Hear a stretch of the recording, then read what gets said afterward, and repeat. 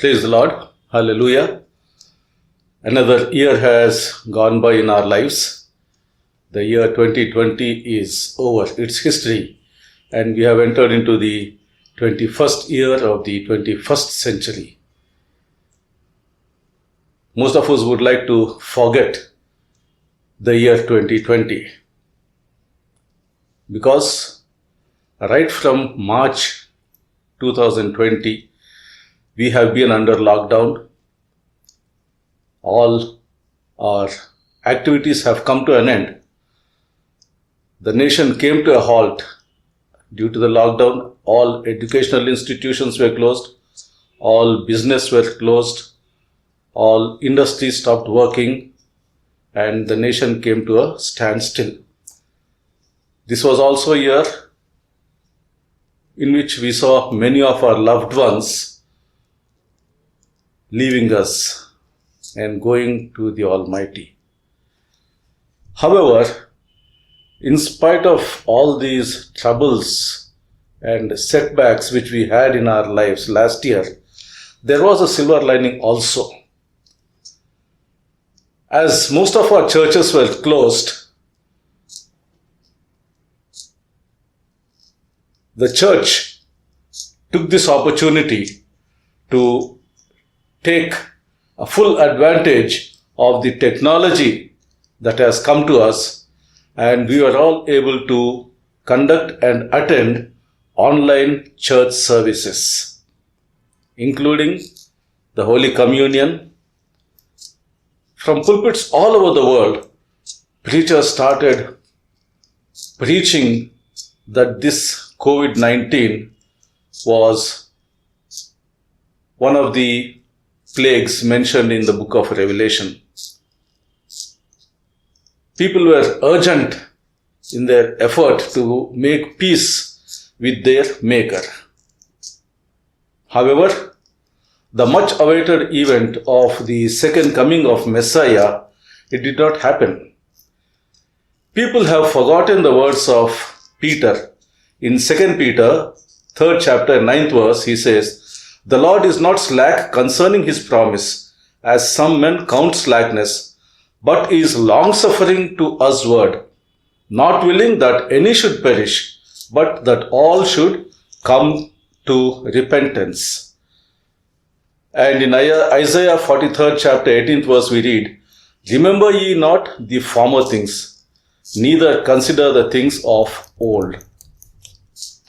Similarly, the Apostle Paul tells us in his letter to the Philippians, 3rd chapter and 13th verse, I read, "Brethren, I count not myself to have apprehended, but this one thing I do, forgetting those things which are behind, and reaching forth unto those things which are before." Paul is telling us that we need to move on. We need to leave the past behind and press towards the goal, to be with Messiah. So, what are the things that we as Christians should forget in this new year? What are the things that we have to leave behind us as we enter into the new year?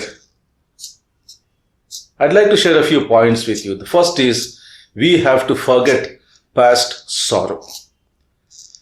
In 2 Samuel 12th chapter, 15 to 23rd verse, we read how the prophet Nathan came to King David and rebuked him for having committed the sin of adultery with Bathsheba, and also for planning to get Bathsheba's husband Uriah killed in the battle. After Uriah was killed, King David married Bathsheba. He took her to be his wife, and they had a son. But unfortunately, after Nathan rebuked David, the child fell sick. For 7 days the child was ill, and during this period, King David, he fasted and he prayed, and he hoped that the Almighty would somehow or the other spare the child's life. But Unfortunately, the child died. Now, when the child died, King David did not dwell on his grief. He did not prolong his grief or sorrow. When he heard the news from his servants that the child was dead, he got up, he bathed himself, he put on fresh raiment, and he had his usual dinner or supper, whatever it was. In Psalm 51, he says, "Against thee, thee only have I sinned." Psalm 51 was written after the prophet Nathan rebuked David. He admitted to the Almighty that he had sinned. Against the Almighty only he had sinned.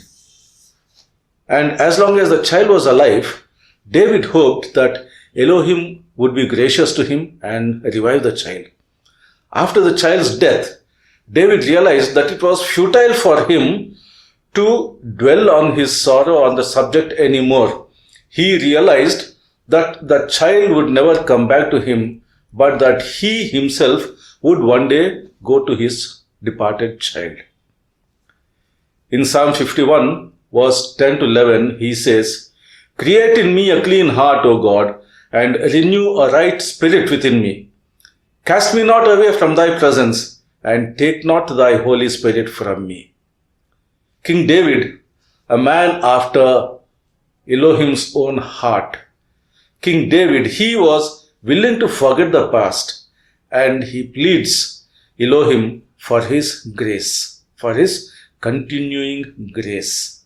So just as King David forgot his past sorrow, as he forgot his past grief, we also may have had our moments of sorrow in the past year. But it is time to shake off all those griefs. It's time to get up out of that sorrow, out of that depression. We have to forget what is past and look to the goal that Messiah has set before us. And the next thing that we have to forget is we have to forget our past achievements. We have to forget our past glory.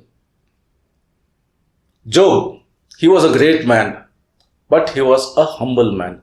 His riches could rival that of any king of the East of those days. He had countless number of cattle and camel and donkeys and lands fit for a king. He was not an ordinary farmer. In Job 29 chapter, he speaks of his past glories. In this chapter, Job gave an account of his former life and the respect and the esteem that he enjoyed among his peers and his followers. He recounts the favors that he enjoyed, the respect, the regard that he enjoyed, the power and authority that he exercised over all his people. He stated that all this was due to the compassion and mercy that he showed to the fatherless, the widows, the poor people, and the justice that he meted out as a magistrate. Because it says in the book of Job that when he sat at the gate, people listened to him. Usually when they say he sat at the gate, it means that he sat on the judgment seat. He realized that even though he was a good man, his past glories were not going to help him in his present situation. We remember how Satan, with the permission of Elohim, struck him with illness, took away all his property, all his lands and possessions, all his children. But he did not give up hope. Even though he was a righteous man, he was a humble man, he did not dwell on his past glory. He realized that his past glories could not help him in his present situation. In chapter 31, Job speaks as a landowner who has not encroached upon the field of his neighbors or others, but he has honestly acquired his land and as a farmer, he has tilled the land well and awaited the harvest. In the same way, we have to forget all our past achievements, all the past glory and honor that we may have received the last year. We have to forget the mistakes that we have made and all the sorrows and grief that we have endured, because they are not going to help us in our future spiritual life.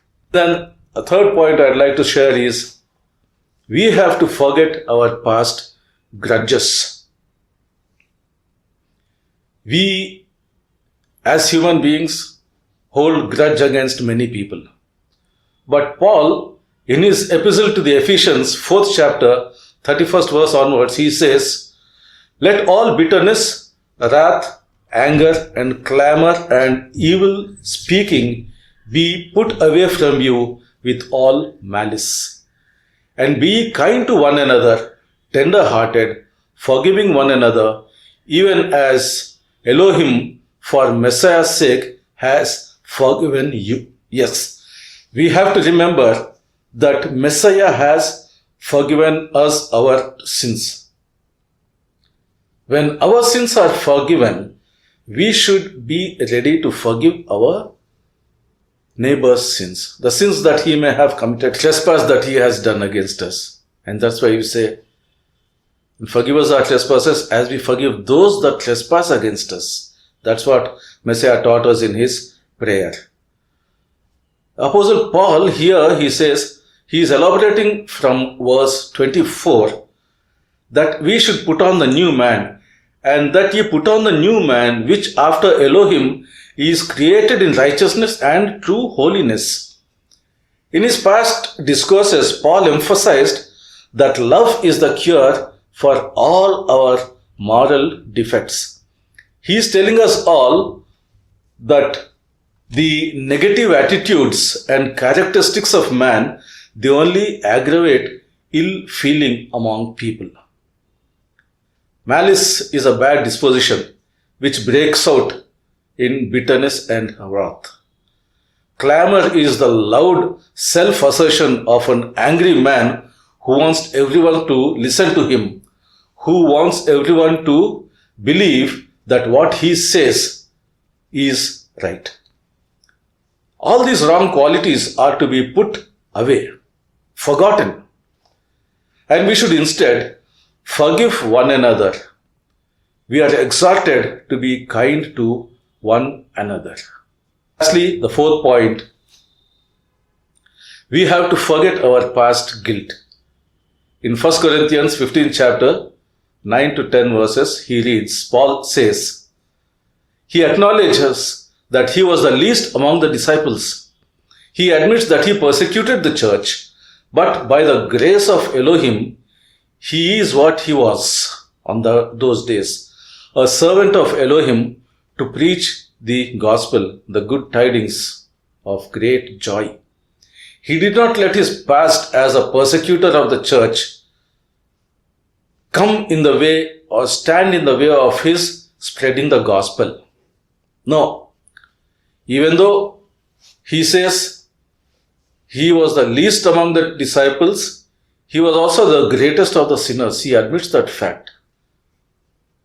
He used his authority and his influence with the Jewish authorities and obtained letters from them to go around persecuting Christians, to pull Christians from their homes and push them into prisons, to have Christians killed for their faith in Yahshua Messiah. He was such a great sinner, but he did not dwell on his bad past. He did not drown himself in the guilt that he had done Christians wrong.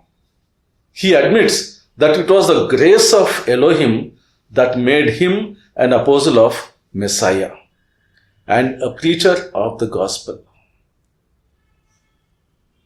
He would not have declared this so boldly if he was feeling guilty about his past. He did not care. He did not dwell upon his past sins. In our walk as a child of Elohim, we should not enter into the newness of life with our past clinging to us like unwanted baggage. No, we have to leave all such unwanted baggage behind us and walk in the newness of life which Messiah has showed us. Romans 6:4 says, like as Messiah was raised up from the dead by the glory of the Father, even so we should walk in the newness of life.